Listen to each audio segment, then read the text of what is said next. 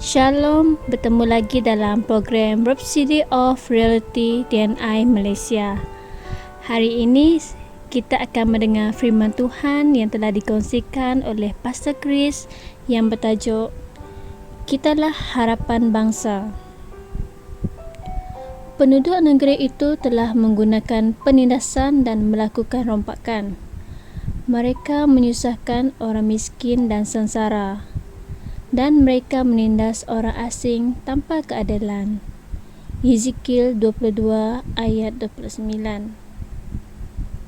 Salah satu sebab mengapa mereka penghakiman akan datang ke atas dunia ini adalah kerana ketidakadilan dan penindasan yang berleluasa di negara-negara yang berlayanan hari ini. Kamu boleh menemui beberapa organisasi, agensi dan juga kerajaan yang mengubal dasar polisi yang menindas rakyat mereka. Mereka menggunakan peraturan-peraturan yang menghancurkan dan memiskinkan lagi golongan yang sudah miskin dan yang memerlukan dalam masyarakat mereka, sambil mencipta peluang untuk diri mereka sendiri dan untuk sekutu mereka. Bagi sesetengah orang, masalah ini hanyalah isu politik, tetapi kita tahu dari kitab suci bahawa ianya lebih daripada politik, ianya rohani. Alkitab memberitahu kita dalam kitab Yesaya bagaimana roh jahat bertanggungjawab ke atas kemiskinan di kebanyakan negara di dunia ini.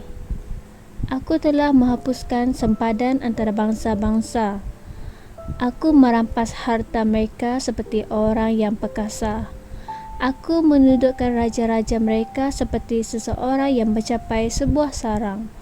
Demikianlah tanganku menjangkau kepada kekayaan bangsa-bangsa, seperti orang yang mengumpulkan telur-telur yang terbiar.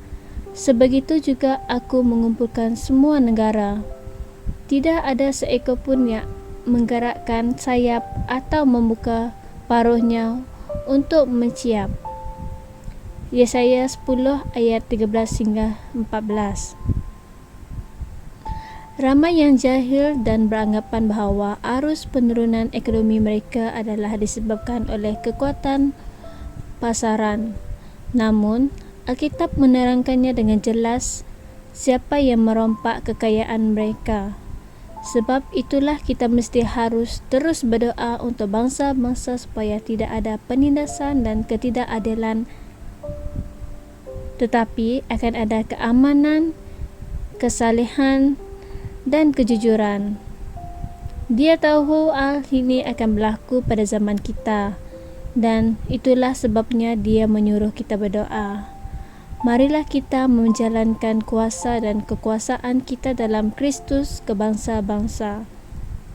Kitalah satu-satunya orang yang boleh membebaskan bangsa-bangsa. Alkitab mengatakan bahawa seluruh makhluk sedang menanti dengan penuh harapan untuk dibebaskan. Menantikan saat-saat anak-anak Allah dinyatakan, Roma 8 ayat 19. Kita mempunyai kuasa dalam nama Yesus untuk mengubah keadaan bangsa-bangsa. Jadi, gunalah nama Yesus untuk melawan kuasa roh-roh jahat ini dan patahkan cengkaman dan pengaruh mereka. Isytiharkanlah dengan roh agar kuasa kebenaran bekerja ke atas para pemimpin di komuniti kamu, di bandar, kota, negara atau organisasi tempat kamu bekerja. Dalam nama Yesus, amen. Mari kita membuat pengakuan.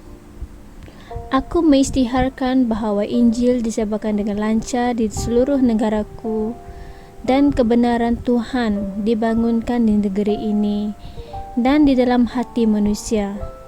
Firman Tuhan menang di Malaysia, di Sarawak, yang membawa kepada penuaian jiwa yang besar ke dalam kerajaan.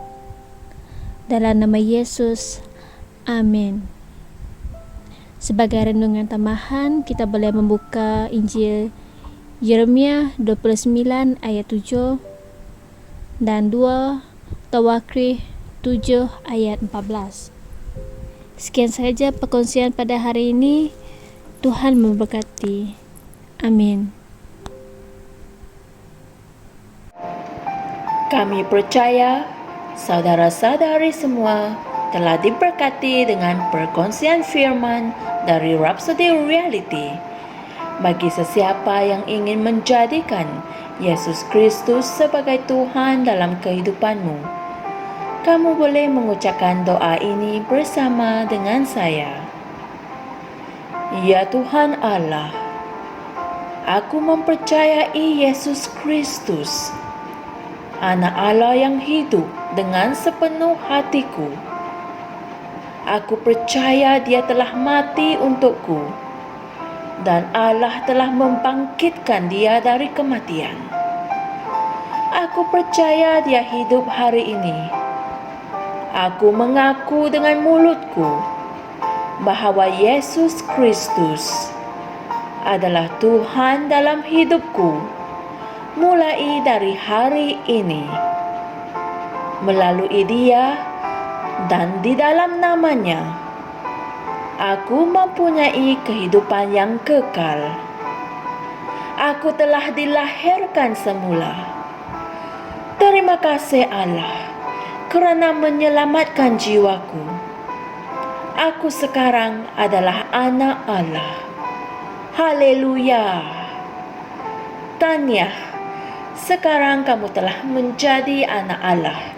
Untuk apa-apa sebarang pertanyaan atau untuk mendapatkan lebih banyak maklumat mengenai bagaimana untuk bertumbuh sebagai seorang Kristian, anda semua boleh hantar mesej di akaun Facebook kami atau email kami di tni.msia@gmail.com. Sekali lagi, tni.msia@gmail.com. Tuhan berkati Anda semua.